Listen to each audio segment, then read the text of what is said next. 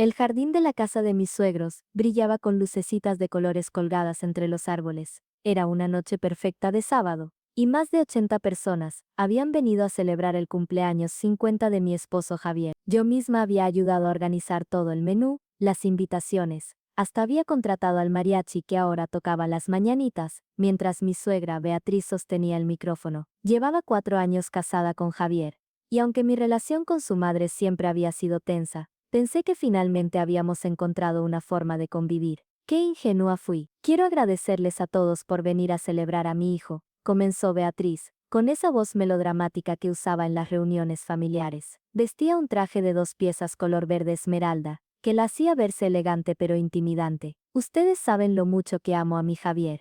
Es mi único hijo varón, mi orgullo, mi vida entera. La gente aplaudió. Javier me apretó la mano bajo la mesa, sonriendo. Llevaba su camisa blanca favorita, la que yo le había regalado en nuestro aniversario. Se veía feliz, completamente ajeno a lo que estaba por venir. Pero esta noche no solo quiero hablar de celebraciones, continuó Beatriz, y algo en su tono hizo que se me erizara la piel. También necesito hablar de algo muy doloroso que he descubierto recientemente. El jardín se quedó en silencio. Hasta el mariachi dejó de afinar sus instrumentos. Mi corazón comenzó a latir más rápido. Todos conocen a mi nuera, Fernanda, dijo, señalándome directamente. 80 pares de ojos se clavaron en mí como agujas. Cuando Javier me la presentó hace 5 años, yo tenía mis reservas. Venía de una familia humilde, sin apellido conocido, sin las conexiones que una madre desea para su hijo, pero decidí darle una oportunidad, aceptarla como si fuera mi propia hija. Sentí como mi cara se ponía roja. Javier se tensó a mi lado.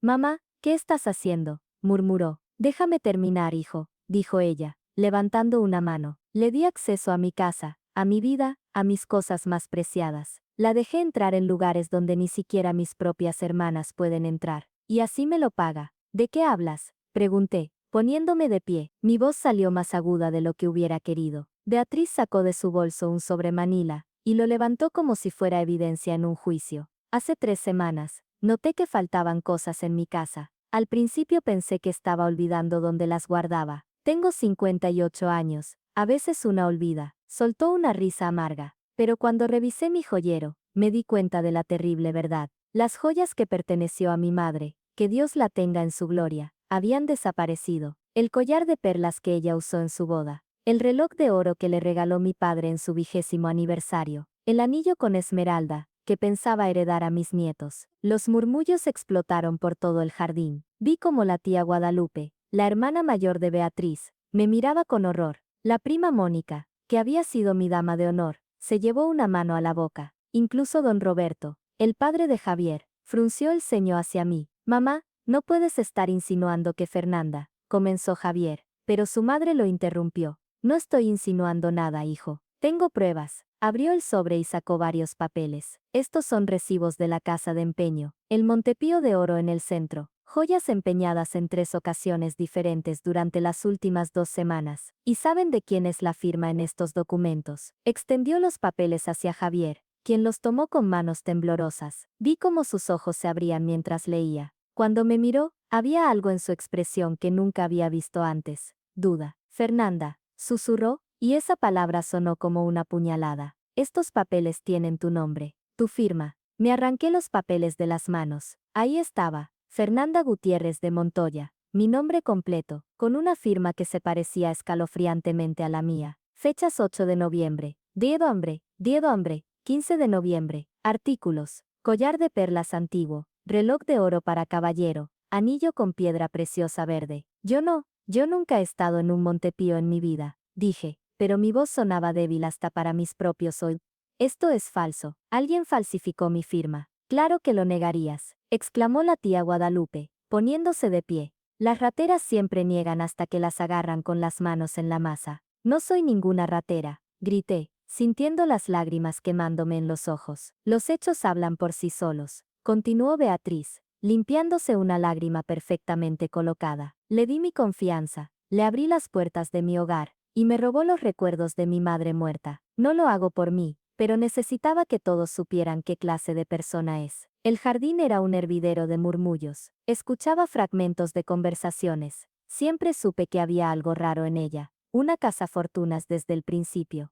Pobre Javier, qué vergüenza. Miré a mi esposo, buscando su apoyo, pero él estaba mirando los papeles con una expresión que me destrozó. En sus ojos había confusión, dolor y lo peor de todo, incertidumbre. Javier, supliqué, tomando su mano. Tú me conoces, sabes que yo nunca haría algo así. Él abrió la boca, pero antes de que pudiera hablar, su hermana menor, Sofía, se puso de pie. Tenía 26 años, era arquitecta, y siempre me había tratado más como amiga que como cuñada. Esto es ridículo, dijo Sofía con voz firme. Mamá, ¿realmente esperas que creamos que Fernanda, que gana más que Javier en su trabajo como gerente de ventas, necesita robar joyas para empeñarlas? El dinero no tiene nada que ver, replicó Beatriz. Algunas personas simplemente son deshonestas por naturaleza. Fue en ese momento cuando algo en mí cambió. El shock inicial se transformó en ira fría y calculadora. Beatriz había cometido un error garrafal. Había subestimado a la mujer que ella misma siempre había llamado la simple empleada que atrapó a mi hijo. Saqué mi celular del bolso y di un paso hacia el centro del jardín, donde todos pudieran verme. Está bien, dije con voz clara y fuerte. Si todos aquí creen que soy una ladrona, al menos denme la oportunidad de responder a estas acusaciones. Beatriz,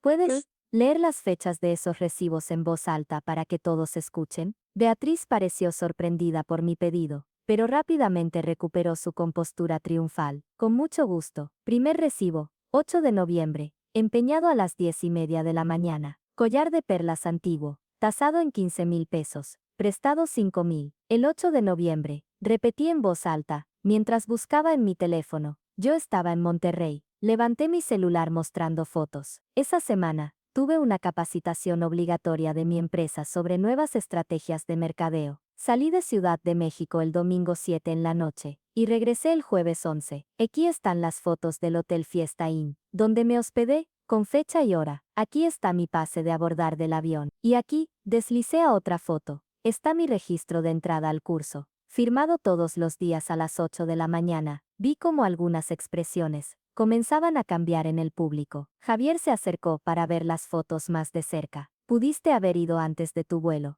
Intervino la tía Guadalupe, pero sonaba menos segura. Mi vuelo salió a las 7 de la noche del domingo. ¿Cómo iba a empeñar algo a las 10:30 de la mañana del lunes en Ciudad de México si ya estaba en Monterrey? Repliqué. Y además, si alguien duda, puedo conseguir los videos de seguridad del hotel que muestran que no salí de ahí en toda la semana. Siguiente recibo, dije, volviéndome hacia Beatriz. Lee el segundo, 12 de noviembre, leyó ella, pero ahora su voz no sonaba tan segura. Reloj de oro, empeñado a las 11 de la mañana, del 12 de noviembre, dije, sintiendo como la adrenalina me daba fuerzas. Mi mamá tuvo una operación de vesícula en el Hospital Ángeles del Pedregal. Llegué al hospital a las 6 de la mañana, y no salí hasta las 9 de la noche de Puc. Busqué más fotos. Aquí está mi mamá, antes de entrar a cirugía. Aquí estoy yo en la sala de espera, con el reloj del hospital visible, mostrando las 11:30 de la mañana. Aquí está el recibo del estacionamiento del hospital, que muestra entrada a las 5:47 de la mañana, y salida a las 9:23 de la noche de... Los murmullos ahora eran diferentes. La gente comenzaba a mirar a Beatriz con curiosidad,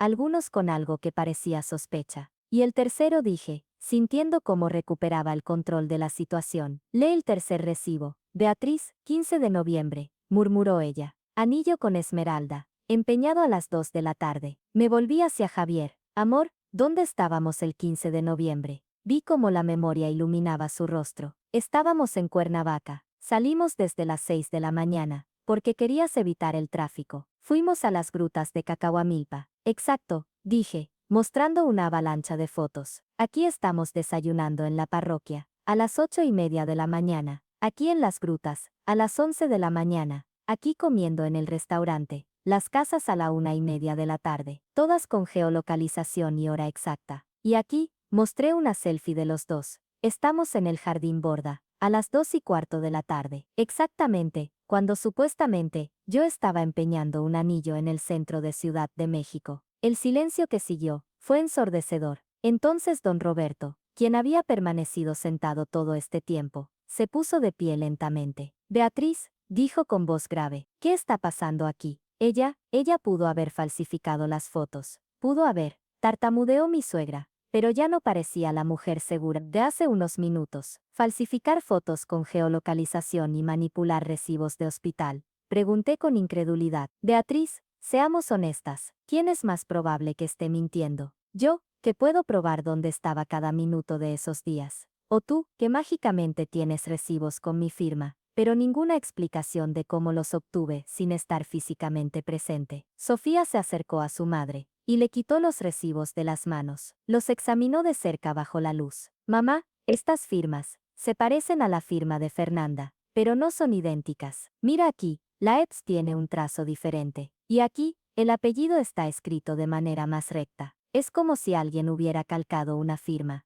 pero sin conseguir los detalles exactos. Dame esos papeles, exigió don Roberto, arrebatándoselos a Sofía. Sacó sus lentes de su bolsillo y los estudió detenidamente. Luego miró a su esposa con una expresión que nunca le había visto antes. Beatriz, necesito que me digas la verdad, ahora mismo. ¿De dónde salieron realmente estos recibos? Mi suegra abrió la boca, pero no salió ningún sonido. Por primera vez en los 4 años que la conocía, Beatriz se veía pequeña, vulnerable. Sus manos temblaban ligeramente mientras trataba de recuperar los papeles. Yo los encontré en el buró de Fernanda, cuando fui a su casa la semana pasada, dijo finalmente, pero su voz carecía de la convicción anterior. Mentira, respondí inmediatamente. Tú no has estado en nuestra casa en 3 meses. La última vez fue en agosto, para el bautizo de tu sobrina. Y nunca te he dejado entrar a nuestra recámara. De hecho, me volví hacia Javier. Cambiamos la cerradura en septiembre, porque perdiste tu juego de llaves extra. ¿Recuerda? Javier asintió lentamente.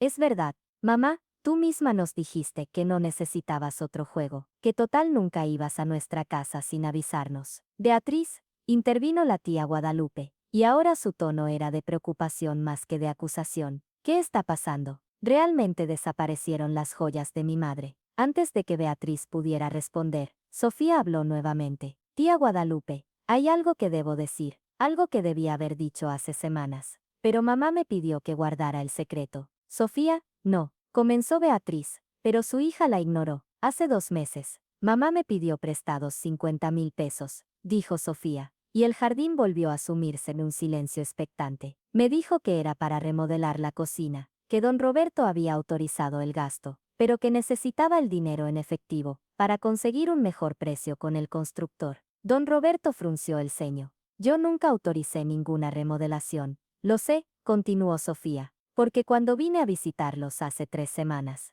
la cocina seguía exactamente igual. Cuando le pregunté a mamá sobre la remodelación, me dijo que el constructor la había decepcionado y que había cancelado todo el proyecto, pero que me devolvería mi dinero pronto. Sofía, eso no tiene nada que ver con... Intentó interrumpir Beatriz. Déjala hablar, ordenó don Roberto con voz dura. Pero no fue solo a mí, continuó Sofía, mirando ahora a su hermano. Javier, mamá no te pidió dinero hace un mes, como 20,000 pesos para el arreglo del coche de papá. Javier parpadeó, procesando. Sí, me dijo que el motor necesitaba una reparación urgente. Le di el dinero sin pensarlo. Mi coche funciona perfectamente, dijo don Roberto, y ahora había algo peligroso en su tono. No ha necesitado ninguna reparación. El jardín era un hervidero de murmullos ahora, pero estos eran diferentes. Las miradas habían cambiado de dirección. Ya no me miraban a mí con desprecio. Ahora miraban a Beatriz con confusión y creciente comprensión. Hace 6 semanas, dijo entonces una voz desde el fondo. Beatriz me pidió 30,000 pesos prestados. Era doña Carmela, una señora mayor que era amiga de la familia desde hacía décadas. Me dijo que era para un tratamiento médico urgente, que tenía miedo de preocupar a la familia con malas noticias. Yo también le presté dinero, admitió la prima Mónica.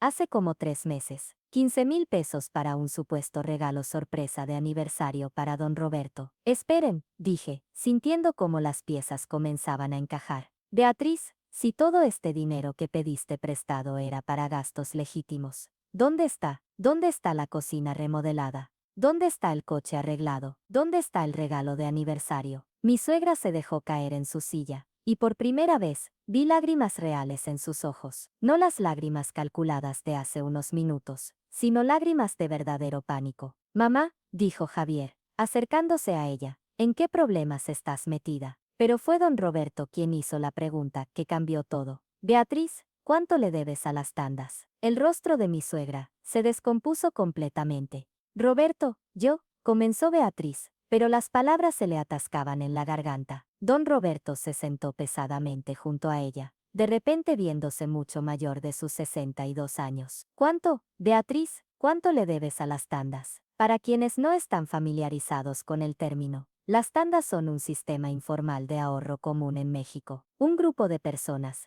aporta una cantidad fija de dinero cada periodo, y en cada ronda, una persona recibe el total acumulado. El problema es cuando alguien recibe su dinero y deja de pagar, o cuando entra en múltiples tandas que no puede sostener. 180,000 pesos, susurró Beatriz finalmente, y el número cayó como una bomba en el jardín. Por Dios, exclamó la tía Guadalupe. 180,000 pesos. ¿En cuántas tandas te metiste? En 7, admitió Beatriz, y ahora las lágrimas corrían libremente por su rostro, arruinando su maquillaje perfecto. Empecé con una sola. La de doña Carmela era solo para tener un dinero extra para gastos personales. Pero cuando me tocó recibir el dinero, lo gasté en cosas, ropa, zapatos, tratamientos de belleza. Quería mantener las apariencias. Ya saben cómo es la gente, siempre juzgando. Don Roberto se llevó las manos a la cabeza. Por favor dime que seguiste pagando tu cuota. Lo intenté, sollozó ella.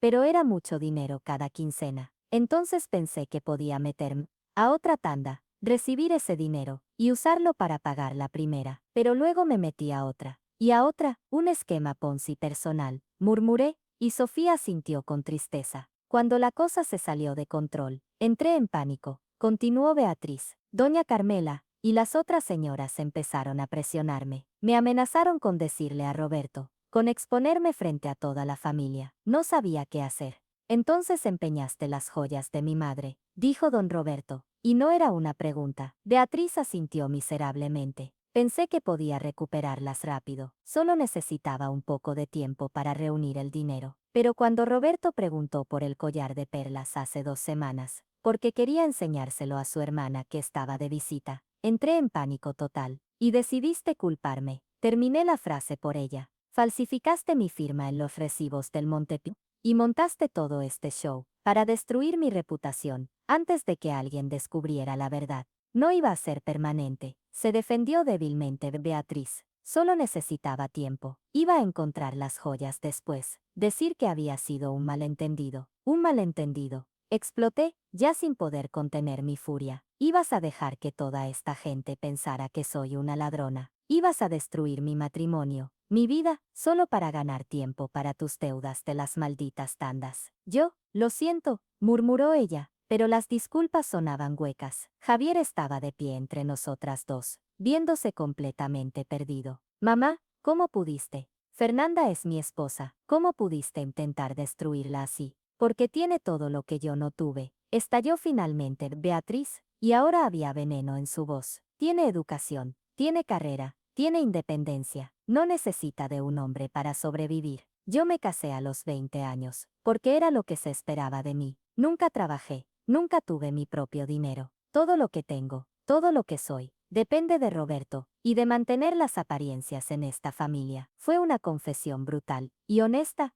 y por un segundo, casi sentí lástima por ella. Casi. Eso no te da derecho a intentar arruinar mi vida, dije con voz firme. Don Roberto se puso de pie, y cuando habló, su voz era de hielo. Beatriz, mañana a primera hora, vas a ir a cada persona a la que le pediste dinero prestado, y les vas a confesar la verdad. Vas a disculparte con Fernanda, frente a cada invitado de esta fiesta, y juntos vamos a sacar esas joyas del Montepío, y vamos a pagar cada peso que debes en esas tandas. Así tengamos que vender el coche, las acciones, o lo que sea necesario. Roberto, comenzó ella, no he terminado. La cortó él. Después de eso, tú y yo vamos a tener una conversación muy seria sobre nuestro matrimonio, porque después de 30 años, descubrir que la mujer con la que me casé es capaz de algo así, no sé si puedo superarlo. El jardín estaba en completo silencio. Incluso el mariachi, que había estado observando todo desde su rincón, permanecía inmóvil.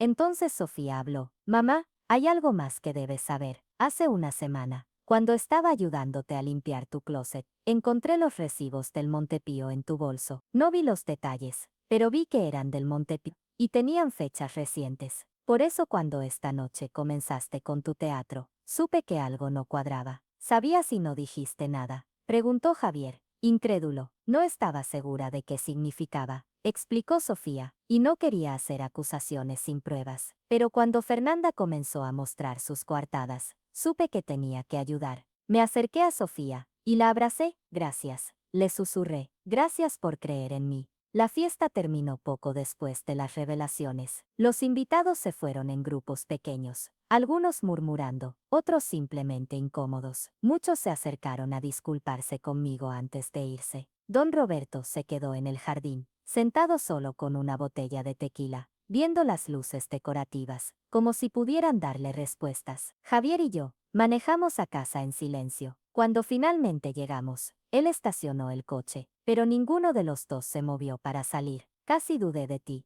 dijo finalmente, su voz quebrada por la emoción. Por un segundo, cuando vi esos papeles con tu nombre, mi mente empezó no sé, a buscar explicaciones. ¿Y si había algo que yo no sabía? ¿Y si realmente necesitabas dinero? Y no me lo habías dicho. Javier, déjame terminar. Me interrumpió, volteando a verme con lágrimas en los ojos. Sentir esa duda, aunque fuera por un segundo, me hace sentir terrible. Tú eres mi esposa. Te conozco, sé que eres incapaz de algo así. Y aún así, dudé. Mi propia madre sembró esa semilla de duda en mi cabeza. Y odio que haya funcionado, aunque fuera un momento. Tomé su mano, pero no dejaste que esa duda te controlara. Cuando empecé a defenderme, me escuchaste, me apoyaste, eso es lo que importa. No sé si puedo perdonarla. Confesó él, mi mamá siempre ha sido complicada, siempre ha tenido sus momentos. Pero esto, intentar destruirte así, es imperdonable. No tienes que decidirlo hoy, le dije. Ni mañana, esta es tu familia. Tu madre, vas a necesitar tiempo para procesar todo esto.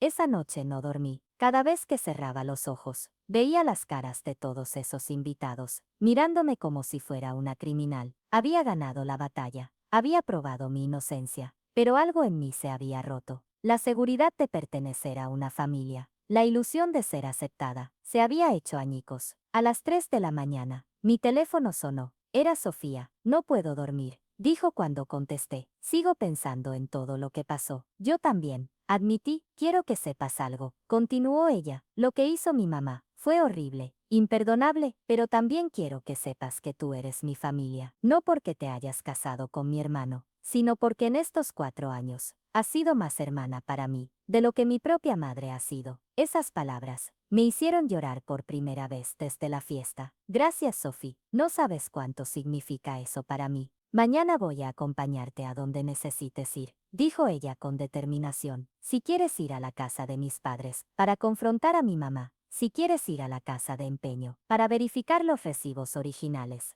o si simplemente quieres ir por un café, y no hablar de nada de esto, donde sea que vayas, yo voy contigo. Al día siguiente, Sofía cumplió su promesa. Nos reunimos en una cafetería, cerca de mi casa, y juntas planeamos los siguientes pasos. Necesitaba copias de los recibos originales del Montepío, para verificar que la firma era falsa. Necesitaba documentación de todas mis coartadas, en caso de que esto escalara a un asunto legal. Y necesitaba decidir si iba a presionar cargos por difamación y falsificación de documentos. Podrías arruinarla, dijo Sofía sin rodeos. Con todo lo que hizo, podrías presentar cargos legales y probablemente ganar. La falsificación de documentos es un delito grave. Lo sé, respondí, removiendo mi café. Pero si hago eso, ¿qué le pasa a Javier? ¿Qué le pasa a don Roberto? ¿Qué le pasa a tu familia? No es tu responsabilidad proteger a mi familia de las consecuencias de las acciones de mi madre,